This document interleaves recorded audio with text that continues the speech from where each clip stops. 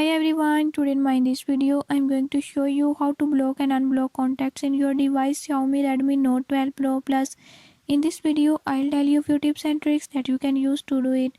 Before we start, if you are new to my channel, don't forget to subscribe and press bell icon. Watch complete video and learn how we can do it. Let's watch.